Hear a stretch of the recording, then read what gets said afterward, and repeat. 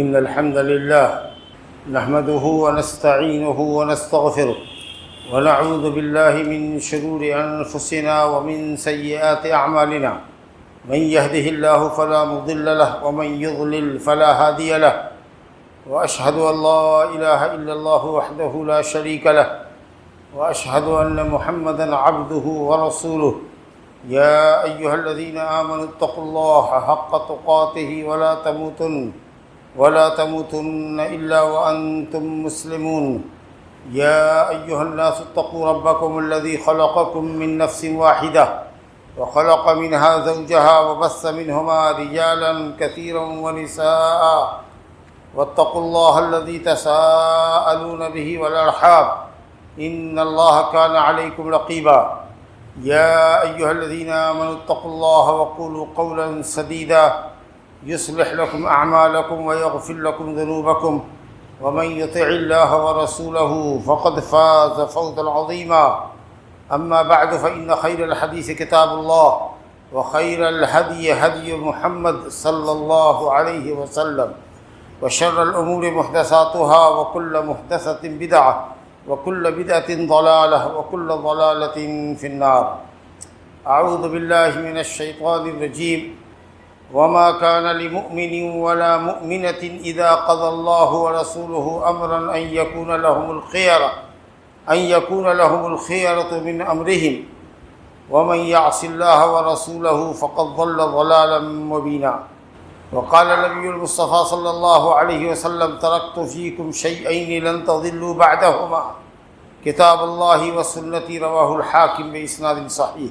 بزرگوں اور دوستو، اللہ سبحانہ و تعالیٰ کی نعمتیں یوں تو ہم پر لا تعداد اور بے شمار ہیں، لیکن ان نعمتوں میں سب سے بڑی نعمت جو اللہ نے انس و جن پر آخری زمانے میں کی ہے وہ یہ کہ اللہ نے انس و جن کی ہدایت کے لیے اپنے سب سے برگزیدہ نبی و رسول امام الانبیاء خاتم النبیین حضرت محمد مصطفیٰ صلی اللہ علیہ وسلم کو ہدایت و رہنمائی کے لیے مبعوث فرمایا، اور آپ نے اللہ کی اس امانت کو جو آپ پر نازل کی گئی تھی قرآن اور حدیث کی شکل میں بغیر کسی کمی اور زیادتی کے اہل دنیا تک پہنچا دیا۔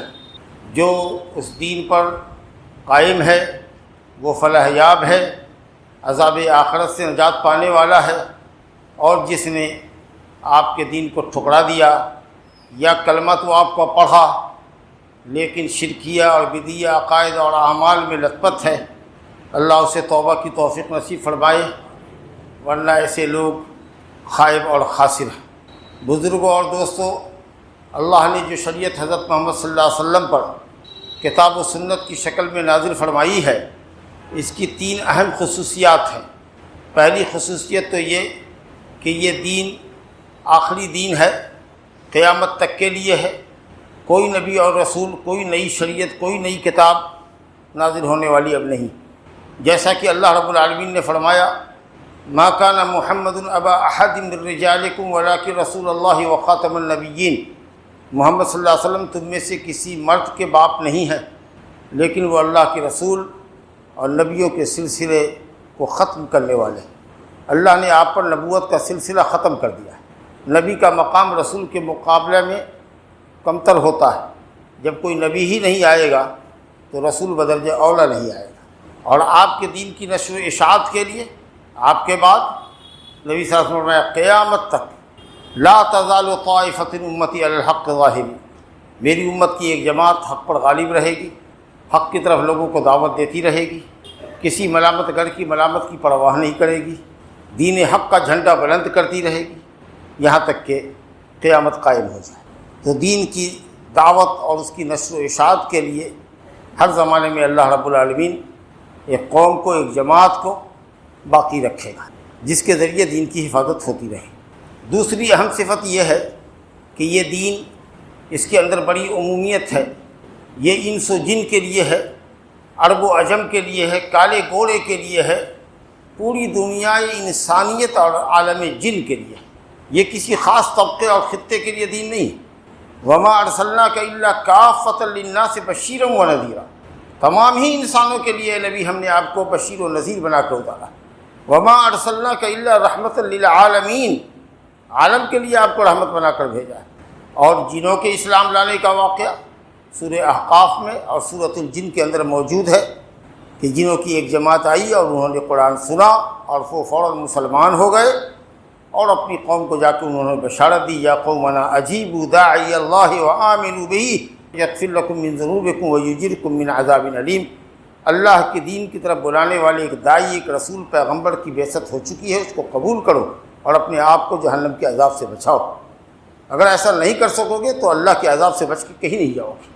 اور سورہ جن ملاحظہ کیجیے، قل اوحی الی انہ استمع نفر من الجن فقالوا انا سمعنا قرآنا عجبا یہدی الی الرشد فآمنا بہ ولن نشرک بربنا احدا۔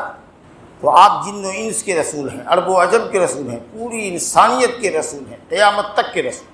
قرآن مجید نے فرمایا وَمَن يَكْفُرْ بِهِ مِنَ الْأَحْزَابِ فَالنَّارُ مَوْعِدُهُ، قرآن مجید کے کتاب الہی ہونے کا جو شخص انکار کرے گا اس کا ٹھکانہ جہنم۔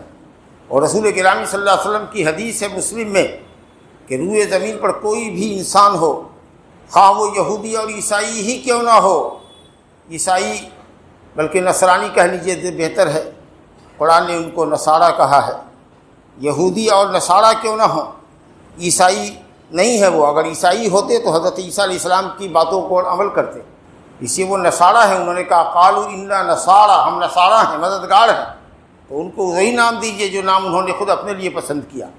تو یہود و نصارہ قرآن نے کہا ہے، تو روئے زمین پر یہود و نصارہ کیوں نہ ہو، یعنی دو بڑے نبیوں کے ماننے والے بھی کیوں نہ ہوں، اگر ان کو میری نبوت و رسالت کی خبر پہنچے اور وہ مجھ پر ایمان لائے بغیر یہودیت اور نصرانیت پر مر جائے تو اس کا دائمی ٹھکانہ جہنم ہوگا۔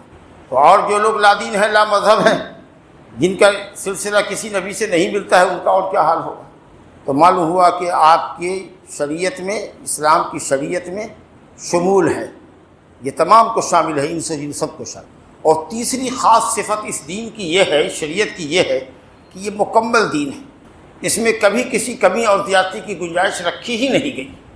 اللہ نے اپنے نبی کو اپنے پاس تبھی بلایا، آپ کو موت تبھی آئی، آپ دنیا سے روپوش تبھی ہوئے جب اللہ کا دین آپ کے ذریعے مکمل ہو گیا۔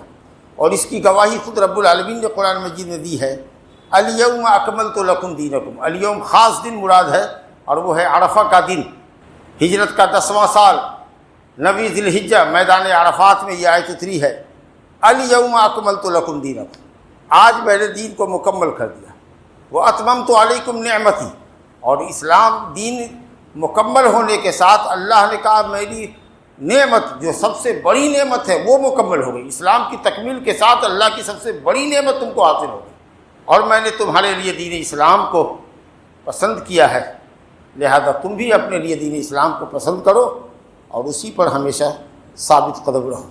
قل آمنت باللہ ثم استقم، نبی صاحب سے کسی نے پوچھا کہ یا رسول اللہ بڑا مختصر کلمہ، جامع ترین کلمہ نصیحت فرمائیے، تو آپ نے کہا قل آمنت باللہ ثم استقم، کہو کہ میں اللہ پر ایمان لایا، قرآن اور حدیث پر ایمان لایا، اور پھر اسی پر جم جاؤ۔ تو اسلام مکمل ہے، کچھ بھی آپ نے کمی نہیں چھوڑی ہے، اور کسی بھی اضافے کی گنجائش نہیں، اضافے کی گنجائش وہاں ہوتی ہے جہاں کمی ہو، تو نہ اضافہ ہمارے لیے جائز ہے اور نہ دین میں جو بات ثابت ہے اس کا انکار ہمارے لیے جائز۔ حضرت رسول اللہ صلی اللہ علیہ وسلم کی ایک حدیث ہے مسلم میں، حضرت عبداللہ بن عمر بن عاص سے اس سلسلے میں کہ آپ نے فرمایا کہ اللہ نے مجھ سے پہلے جس نبی کو بھی بھیجا اس پر یہ واجب قرار دیا کہ وہ ہر اس بھلائی سے جس کو وہ جانتا ہے اپنی امت کو آگاہ کرے، اور جس برائی سے وہ بچتا ہے اور جس کو برائی سمجھتا ہے اس سے اپنی امت کو بچنے کی تلقین کرتے۔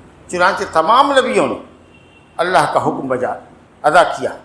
جب تمام نبیوں نے اللہ کی شریعت مکمل پہنچا دی تو نبی صلی اللہ علیہ وسلم نے تو سب سے بڑھ کر کے بدرجہ اولا آپ نے دین کو مکمل فرمایا ترکتکم علی المحجۃ البیضاء لیلھا کنہارھا، میں نے تم کو ایسی شاہراہ پر چھوڑا ہے کہ جس کی راتیں بھی دن کے مانند روشن ہیں، کہیں کوئی ایچ پیچ نہیں ہے، کوئی غموض نہیں ہے، کوئی الجھن نہیں ہے، اس میں کوئی پیچیدگی نہیں ہے، کوئی پوشیدگی نہیں، لا یزیغ عنہا الا ہالک، اس واضح روشن شریعت سے ہٹنے والا، کجروی اختیار کرنے والا، ہلاکت میں پڑنے والا۔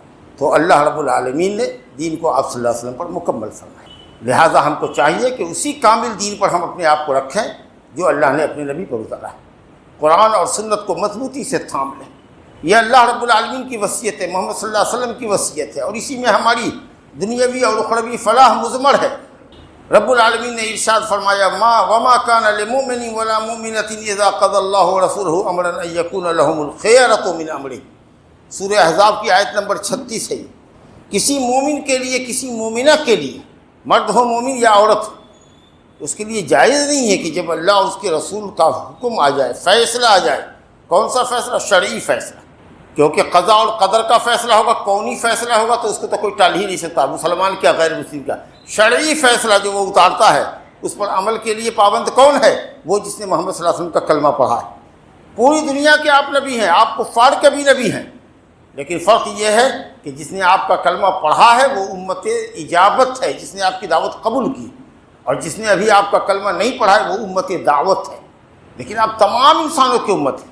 تو فرمایا گیا کہ کسی مومن مرد اور عورت کے لیے جو اللہ اور آخرت پر ایمان رکھتا ہے، جب اللہ اور اس کا رسول کوئی فیصلہ کر دے، کوئی حکم نازل کر دے، شرعی حکم، تو کسی مسلمان کو، مرد ہو یا عورت، اپنے معاملات میں بھی اختیار نہیں رہ جاتا اللہ کے حکم کے سامنے، کیونکہ جب اس نے اللہ کا کلمہ پڑھا ہے، رسول کا کلمہ پڑھا ہے، تو اس نے اپنے آپ کو اللہ اور اس کے رسول کے حوالے کر دیا، اپنی زندگی کی ریموٹ دے دی اس کے ہاتھ میں کہ آپ جو کہیں گے وہی کریں گے، ہم کو کیا اچھا لگتا ہے اس سے مطلب نہیں، ہمارے رب کو کیا اچھا لگتا ہے، ہمارے نبی کو کیا اچھا لگتا ہے، ہمارے دین میں کیا اچھا ہے وہ اچھا ہے۔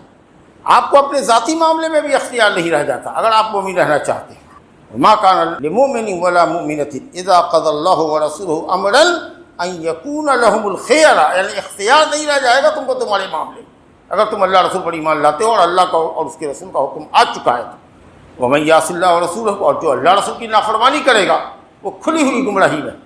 یہاں حضرت عبداللہ بن جہش اور زینب بنت جہش کا واقعہ پیش کیا جاتا ہے، لیکن وہ واقعہ صحیح نہیں سندی اعتبار سے۔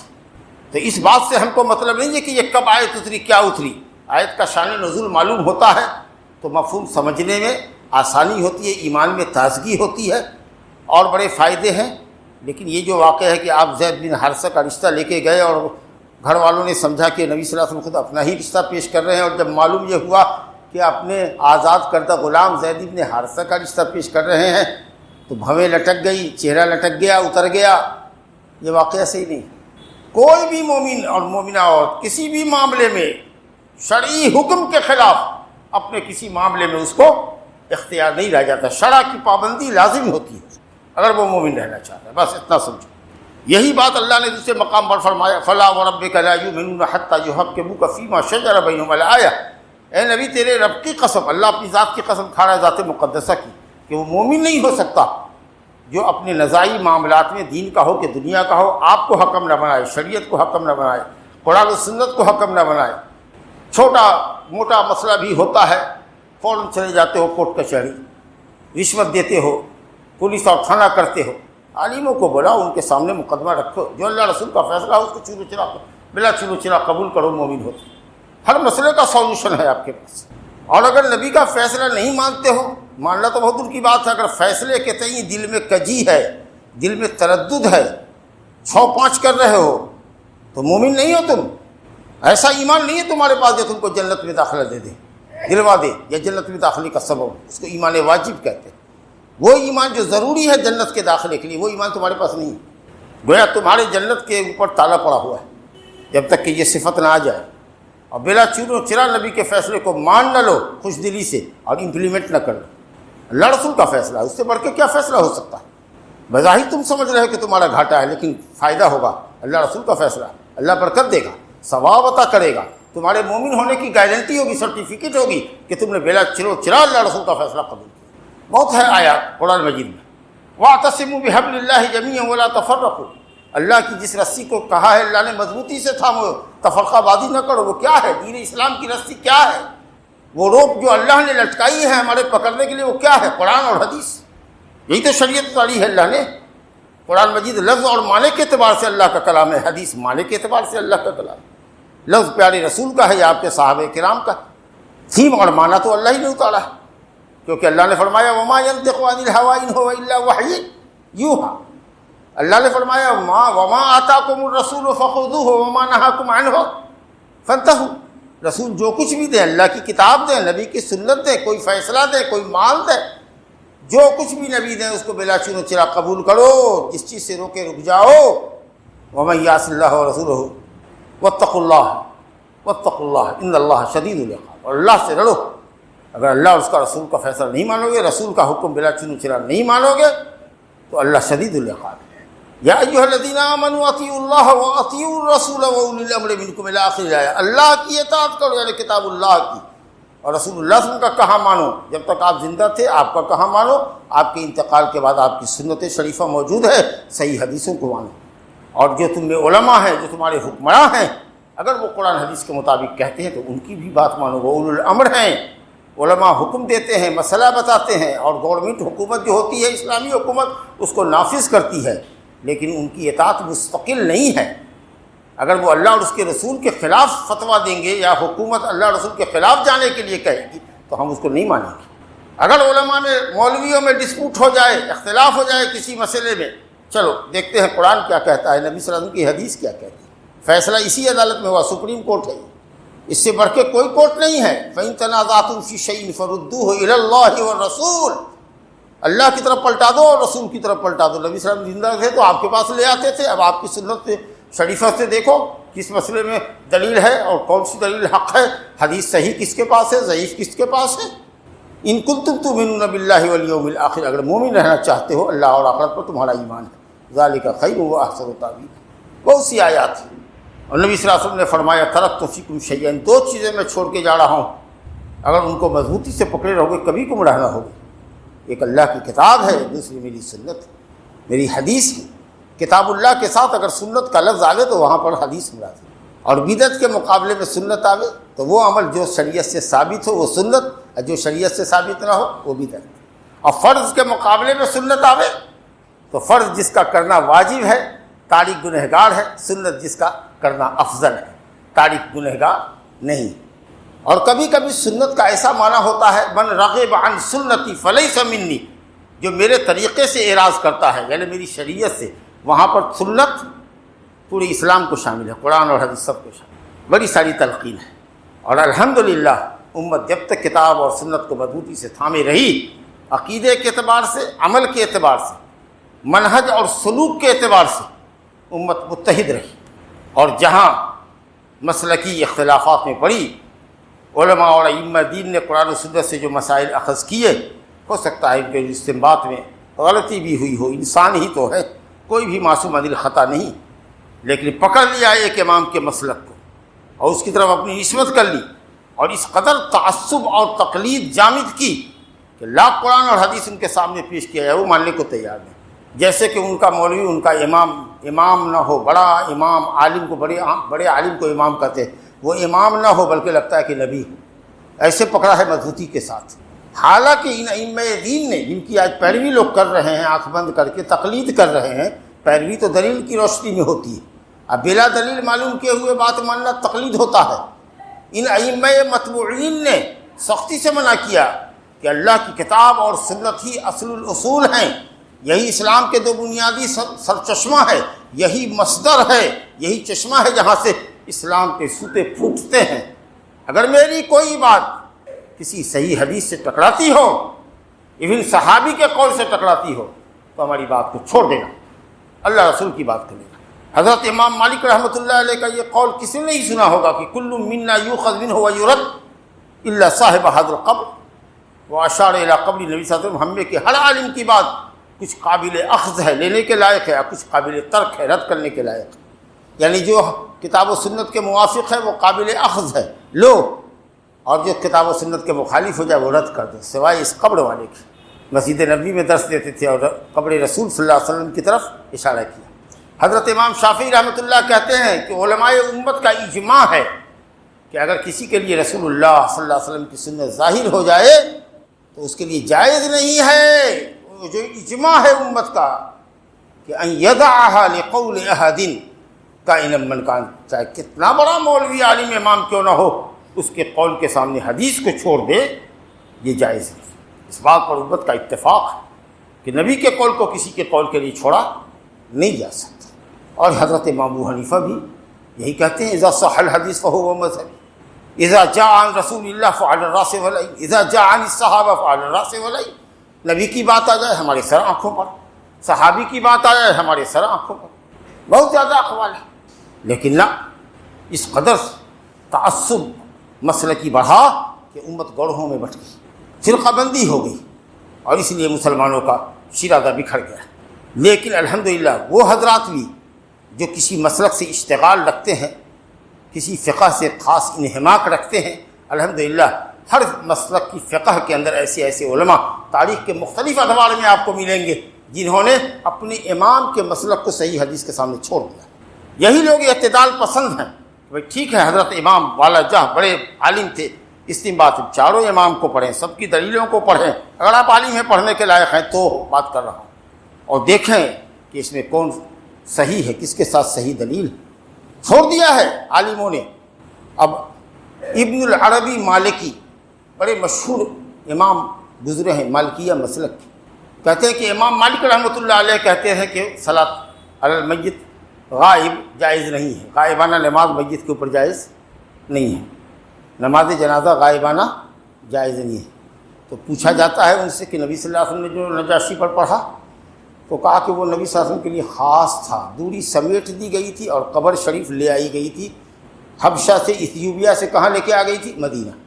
ابن العربی مالکی کہتے ہیں کہ قسم اللہ کی، اللہ اس بات پر قادر ہے اور محمد صلی اللہ علیہ وسلم اس لائق ہے کہ ان کے لیے یہ معجزہ بھی کر دیا جائے، لیکن یہ صرف خیالی بات کہنے سے ہوگا، جذباتی بات کہنے سے ہوگا، دلیل سے ثابت کیجئے کہ قبر لائی گئی نبی صلی اللہ علیہ وسلم کے سامنے۔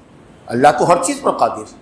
آپ نے کہا چلو اپنے بھائی پر نماز پڑھو کیونکہ وہ مرا ہے ارض حبشہ میں۔ بعض علماء نے کہا جہاں اس کا کوئی جنازہ پڑھنے والا نہیں تھا، صلوا علی صاحبکم صلوا علی اخیکم فانہ مات فی ارض الکفر، آپ کہتے ہیں کہ جنازہ لے آیا گیا آپ کے سامنے، دوری سمیٹ دی گئی ہزاروں میل کی۔ اللہ قادر ہے اور نبی صلی اللہ علیہ وسلم بھی اس عزت کے لائق ہے، لیکن زبانی جمع خرچ سے کام نہیں چلے گا، دلیل دیجیے اس بات کی، اور اگر نہیں دلیل دیتے ہیں تو آپ کو ماننا پڑے گا کہ جنازہ غائبانہ ہے۔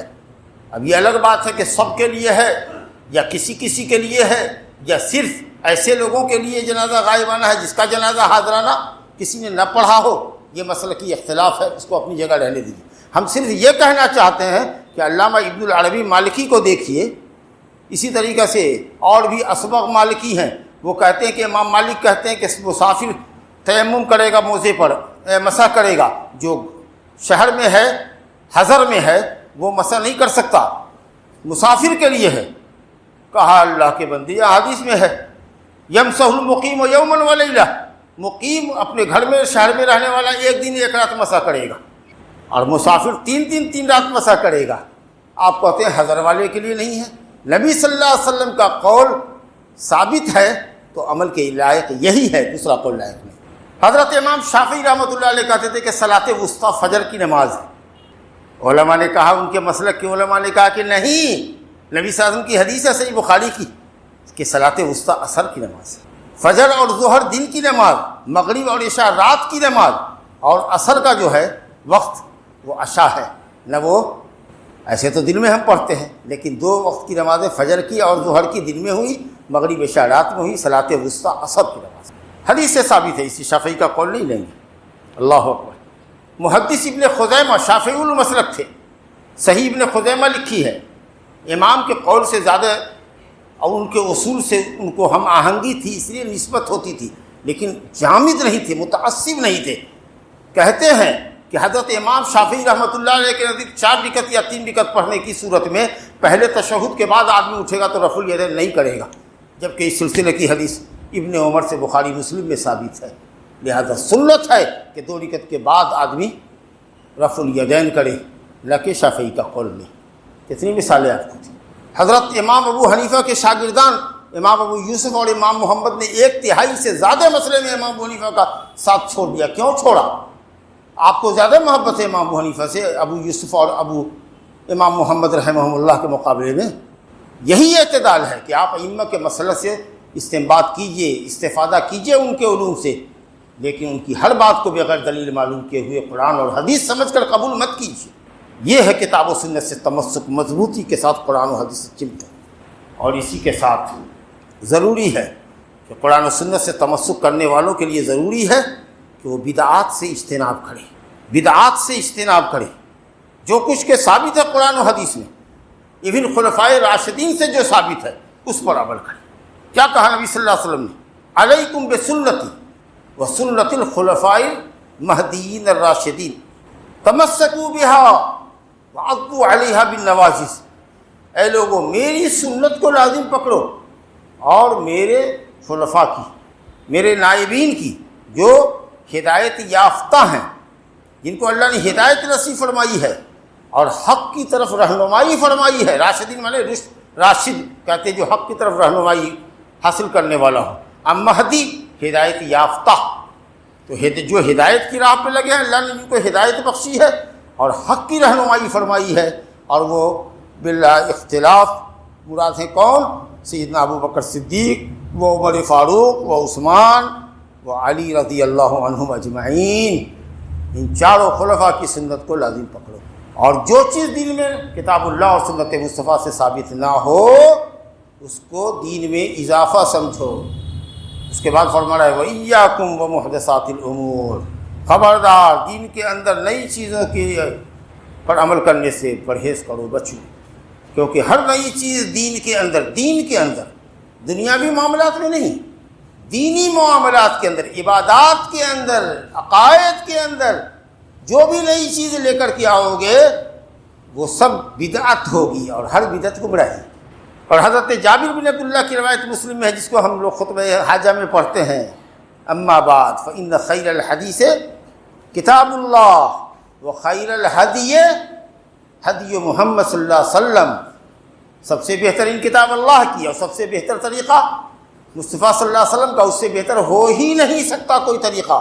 اور اس کے بعد ہی ہے وشر الامور محدثاتها، دین میں علی الاطلاق سب سے بری اور گھٹیا چیز، جس سے بری کوئی چیز ہو نہیں سکتی ہے، وہ دین میں نئی چیزیں ایجاد کرنا ہے۔ اور نئی چیزوں میں سب سے بڑی نئی چیز شرک ہے۔ شرک بھی تو بدعت ہی ہے نا۔ قرآن اور حدیث سے تو توحید ثابت ہے، اور اس کے علاوہ جو ثابت ہے، جو آپ قبروں پہ کرتے ہیں، جو تعزیوں پر کرتے ہیں، جو بتوں کے سامنے کرتے ہیں، یہ تو بدعت آپ نے پیدا کر لی، شیطان نے آپ کے ذریعے کروا دی، یہ کفریہ بدعت ہو گئی۔ کہا کہ سب سے بری چیز دین میں بدعت ہے، ہر بدعت گمراہی ہے، اور ہر گمراہی جہنم میں لے جانے والی۔ تو معلوم ہوا کہ تمام بدعتیں گمراہی ہے۔ کچھ لوگ کہتے ہیں کہ کچھ بدعت حسنہ ہے، کچھ بدعت حسنہ ہے، بدعت حسنہ سنا ہوگا۔ نبی صلی اللہ علیہ وسلم فرمائیں کہ کل بدعت ضلالہ، ہر بدعت گمراہی ہے۔ مولویان کہیں شکم پڑبڑ ملا کہ نہ کچھ بدعت اچھی ہے، میلاد ہی تو کرتے ہیں، نبی صلی اللہ علیہ وسلم کی پیدائشی کا تو دن مناتے ہیں، تقریر ہی تو کرتے ہیں، اور اس میں اگر حلوہ مرنا مل جائے تو آپ کے پیٹ میں کیوں درد ہوتا ہے؟ کچھ نذرانہ مل جائے تو آپ کو کیا تکلیف ہوتی ہے؟ ہم کہتے ہیں ہم کو تکلیف صرف اس بات کی ہے کہ آپ وہ کام کر رہے ہیں جو نبی صلی اللہ علیہ وسلم نے نہیں کیا، جو خلفائے راشدین نے نہیں کیا، جو کسی صحابی نے نہیں کیا، کسی تابعی نے نہیں کیا، کسی امام نے نہیں کیا، 300 سال تک کسی نے نہ کیا۔ 300 سالوں کے اندر جو کتابیں لکھی گئی، قسم اللہ کی ان کتابوں میں ایک جگہ بھی لفظ عید میلاد کا لفظ آپ لا نہیں سکتے، دکھا نہیں سکتے۔ عید و میلاد النبی کا لفظ چیلنج ہے کھلا ہوا۔ یہ کب ہوا ہے؟ 4 صدی ہجری میں، جب مصر پر عبیدی فرقہ جو تھا شیعوں کا، جو اپنے کو فاطمیہ کہتا تھا، اس کے دور میں یہ ہوا ہے، 350 سالوں کے بعد۔ تو اس سے پہلے کی کسی کتاب میں آپ کو میلاد کا لفظ ہی نہیں ملے گا۔ اس کا مطلب یہ کہ آپ جس کام کو نیکی اور بھلائی کا سمجھ رہے ہیں، اس سے نبی صلی اللہ علیہ وسلم محروم رہے، صحابہ محروم رہے، ائمہ محروم رہے، اور آپ کو وہ بھلائی سوجھی، تو آپ یہ کہنا چاہ رہے ہیں کہ آپ کا مقام ان سے اونچا ہے۔ تو اسی کو حضرت امام مالک نے کہا من ابتدع فی الاسلام بدعۃ حسنۃ بدعۃ یراھا حسنہ، اگر کوئی دین میں نیا کام کرتا ہے اور اس کو حسنہ کہتا ہے، اچھا کہتا ہے، تو قسم اللہ کی وہ یہ الزام لگاتا ہے کہ محمد صلی اللہ علیہ وسلم نے دین پہنچانے میں خیانت کی ہے، دین چھپا لیا ہے ہم سے۔ جبکہ قرآن یہ کہتا ہے یا ایھا الرسول بلغ ما انزل الیک من ربک وان لم تفعل فما بلغت رسالتہ، اگر ایک بات بھی آپ نے امت سے چھپائی ہے اور چھپایا آپ نے، تو سمجھا جائے گا کہ آپ نے اللہ کا دین نہیں پہنچایا۔ سوچیے، اور آپ اتنا بڑا اتہام لگا رہے ہیں بزرگوں اور دوستوں۔ کوئی بدعت ہے، حسنہ نہیں ہے، سب گمراہی۔ دلیل کیا پکڑتے ہیں؟ مسلم میں حدیث ہے نا، من سن فی الاسلام سنتا، جس نے اسلام میں اچھے طریقے پر عمل کیا۔ اب جس نے برے طریقے پر عمل کیا تو اچھے طریقے پر عمل کرنے والے جو لوگ آئیں گے بعد میں سب کے برابر ثواب ملے گا، برا طریقہ ایجاد کرنے والے پر سب کے گناہ کے برابر لگے گا۔ ارے اللہ کے بندو سمجھو، ایک کچھ لوگ قبیلہ مضر کے آئے، مسلم کی حدیث ہے، قبیلہ مضر کے آئے، عرب کے قبیلے کے، بڑے پھٹے حال تھے، فقر و فاقہ ان سے ظاہر ہو رہا تھا۔ نبی صلی اللہ علیہ وسلم کو دیکھا نہ گیا ان کی حالت، آپ نے صدقے کا اعلان فرمایا، کہا کہ صدقہ کرتے جاؤ اس پر۔ لوگ نے سنا، بیٹھے رہ گئے۔ ایک انصاری نوجوان اٹھا، وہ گھر گیا اور اس نے سکے سے، چاندی کے سکے سے بھری ہوئی ٹوکری یا بھرا ہوا تھیلا اٹھا لیا گھر میں۔ اتنا وہ وزنی تھا کہ اس کی ہتھیلی کانپ رہی تھی، اس کی کلائی کانپ رہی تھی، اٹھانے سے وہ عاجز تھا، اس قدر وزن تھا اس میں۔ یقیناً 15-20 کلو تو رہا ہی ہوگا۔ چاندی، جوان تھا اور پریشان ہو کر کے ہلتا ڈولتا اور ہتھیلی نچاتا ہوا، گھماتا ہوا پریشانی کے ساتھ لا رہا ہے، تو کم سے کم تو 20 کلو 25 کلو کا وزن تو ہو ہی سکتا ہے۔ ہم لوگ اٹھا لیتے ہیں 15-20 کلو کا وزن، تو وہ کیفیت نہیں ہوتی۔ اب وہ جو لا کر کے اس نے رکھا اور ڈھیر کر دیا نبی صلی اللہ علیہ وسلم کے سامنے۔ اللہ کو اتنا دیکھنا تھا کہ صحابہ سب دوڑے اپنے اپنے گھر، اور دیکھتے دیکھتے پیسوں کا، غلوں کا، کھانوں کا ڈھیر لگ گیا۔ آپ نے کہا من سن فی الاسلام سنۃ حسنہ، تو صدقہ کرنا پڑا۔ اس نے عمل کیا تھا جہاں آپ نے یہ فرمایا۔ جتنے لوگوں نے بعد میں صدقہ کیا سب کے ثواب کے برابر اللہ اس شخص، پہلے شخص کو دے گا، سب کو تو دے گا ہی، اس کو سب کے برابر بھی دے گا، کیونکہ وہ شروعات کرنے والا ہے۔ تو نبی کے حکم پر اس نے کیا تھا۔ صدقہ کرنے کی کتنی بڑی فضیلت ہے۔ یہ سنت حسنہ ہے کہ بدعت حسنہ ہے؟ بتاؤ۔ ظالموں، حدیث میں ہے سنت حسنہ، تم کہتے ہو بدعت حسنہ۔ اسی طریقے کوئی سنت ہے، کہیں متروک ہے۔ یہیں پر تھا، مغرب کی نماز کے بعد لوگ سنت نہیں پڑھتے تھے، اذان ہوئی اب دوسرے لوگوں کی دیکھا دیکھی، دوسرے مسلک والوں کی طرف فوراً اقامت ہو گئی۔ اب ماشاءاللہ ایک سنت زندہ آپ لوگوں نے کیا، مغرب کی اذان اور اقامت کے درمیان دوری کا سنت پڑھتے ہیں، 5 منٹ کا وقفہ دیتے ہیں، بڑا فائدہ ہے۔ سنت بھی مل گیا، کوئی وضو کر رہا ہے اس کو بھی مل گیا، کوئی گھر سے وضو کر کے آ رہا ہے 5 منٹ کے وقت میں وہ پہلی رکعت میں آ گیا، بلکہ تکبیر اولیٰ اس نے پا لی، الحمدللہ الحمدللہ۔ یہ سب دلیلیں ہیں۔ کہتے ہیں حضرت عمر فاروق رضی اللہ عنہ نے جو تراویح باجماعت کروائی اور اس کو کہا کہ یہ اچھی بدعت ہے۔ بدعت کا 2 معنی ہوتا ہے، ایک تو عربی زبان میں لفظ بدعت کا کیا معنی ہے۔ قرآن نے کہا قل ما کنت بدعا من الرسول، میں کوئی نیا رسول نہیں، مجھ سے پہلے بھی ہزاروں انبیاء آ چکے ہیں، لاکھ سے اوپر آ چکے ہیں۔ گویا جو کام پہل ہو، جس کی کوئی مثال پہلے سے نہ ہو، اس کو عربی زبان میں بدعت کہتے ہیں۔ تو 30 دن باجماعت تراویح حضرت نبی صلی اللہ علیہ وسلم نے نہیں پڑھی ہے، 3 رات پڑھی ہے باجماعت۔ ابو بکر صدیق نے نہیں پڑھی، حضرت عمر فاروق نے پڑھی۔ تو یہ تو ایک نیا کام ہوا جس کی کوئی مثال نہیں ملتی۔ لیکن شریعت میں جس کو بدعت کہتے ہیں وہ یہ ہے کہ کام بغیر سابق مثال اور نمونے کے ہو اور اس پر شریعت میں دلیل بھی نہ، بس اتنا سا فرق لگا تھا۔ تو اگر ہے کوئی دلیل تمہارے اس عمل کے اوپر تو ٹھیک ہے، ہم اس کو سنت کہنے کو تیار ہے، عمل کرنے کو تیار ہے۔ لیکن ہم تو دیکھ رہے ہیں کہ 350 سال کا زمانہ خالی ہے اس، تو الحمدللہ ثم الحمدللہ اس قول سے بھی مغالطہ میں مت پڑیے۔ کوئی بدعت حسنہ نہیں ہے، کل بدعت ضلالہ۔